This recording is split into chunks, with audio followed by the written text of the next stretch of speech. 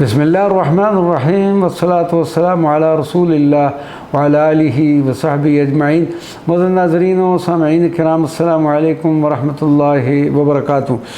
مکہ مکرمہ ہجرت کے بعد قباء میں قیام اور مسجد قباء کی تعمیر کے بعد سرکار دو عالم صلی اللہ علیہ وسلم نے اپنی اونٹنی مبارکہ طلب فرمائی اور ارشاد فرمایا کہ میں وہاں جا رہا ہوں جہاں مجھے جانے کا حکم ہوا ہے۔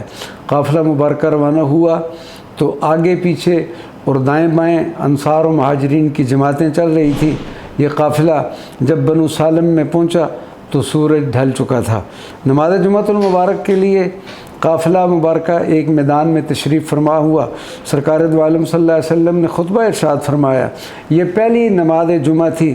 ادائیگی نماز کے بعد آپ صلی اللہ علیہ وسلم اونٹنی پر تشریف فرما ہوئے تو قبیلہ بنو سالم کے احباب آپ صلی اللہ علیہ وسلم کی خدمت میں حاضر ہوئے اور درخواست کی، یا رسول اللہ صلی اللہ علیہ وسلم، آپ ہمارے ہاں قیام فرمائے۔ ہمارے قبیلہ کی تعداد بھی کافی ہے، ساز و سامان بھی کافی مقدار میں ہے، اور ہم آپ صلی اللہ علیہ وسلم کا دفاع کرنے کی بھی طاقت رکھتے ہیں۔ جس پر نبی کریم صلی اللہ علیہ وسلم نے ان احباب سے فرمایا کہ میری اونٹنی کا راستہ خالی کر دو، کیونکہ اسے اللہ تبارک و تعالیٰ کی طرف سے حکم ہو چکا ہے اور یہ اونٹنی حکم الہی کے مطابق ہی ٹھہرے گی۔ تمام راستے جہاں جہاں سے سرکار مدینہ صلی اللہ علیہ وسلم کے قافلے کا گزر ہوتا، لوگ جوک در جوک آپ صلی اللہ علیہ وسلم کی خدمت میں حاضر ہو کر عرض کرتے، یا رسول اللہ صلی اللہ علیہ وسلم، ہمارا مال ہماری جانیں آپ پر قربان ہوں، آپ ہمارے یہاں تشریف فرما ہوں۔ آپ صلی اللہ علیہ وسلم پر وحی کی کیفیت طاری تھی۔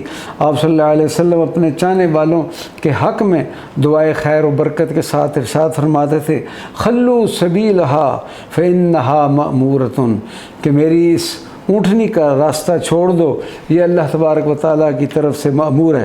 سرکار دو عالم صلی اللہ علیہ وسلم نے اونٹنی، جس کا مبارک اسم مبارک قصوہ ہے، کی مہار چھوڑ رکھی تھی۔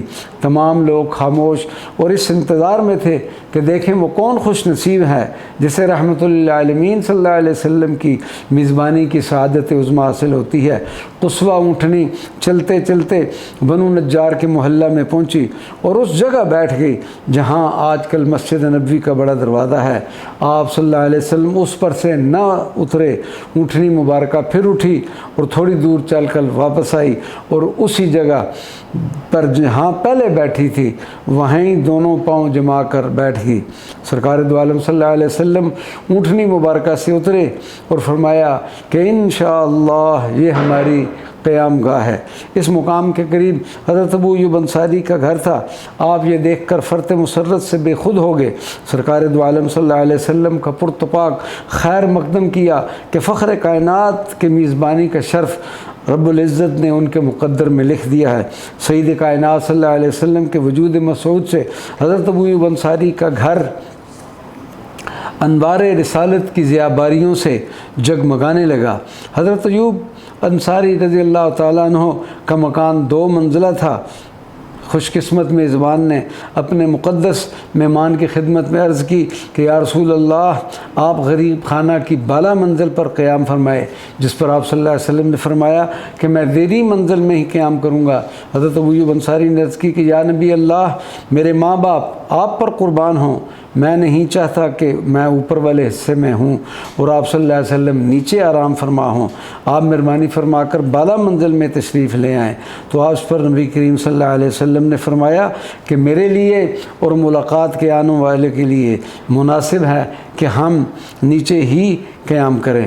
اس ارشاد نبی صلی اللہ علیہ وسلم کے بعد حضرت ابو ایوب انصاری رضی اللہ تعالیٰ عنہ اوپر والی منزل میں قیام پذیر ہو گئے اور سید کائنات نچلی منزل میں رونق افروز ہو گئے۔ سرکار دو عالم صلی اللہ علیہ وسلم اس گھر مبارکہ میں 6 یا 7 ماہ قیام پذیر رہے۔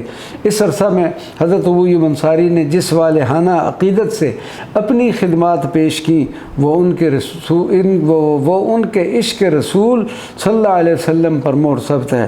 اس میں مدت کے دوران مسجد نبوی شریف اور حجرات مبارکہ کی تعمیر مکمل ہوگی اور سرکار دو عالم صلی اللہ علیہ وسلم حجرہ نبویہ میں تشریف فرما ہو گئے۔ لیکن حضرت ابو ایوب انصاری کے گھر بعد میں بھی آپ گاہے گاہے قدم رنجا فرمایا کرتے تھے، وما علینا الا البلاغ المبین۔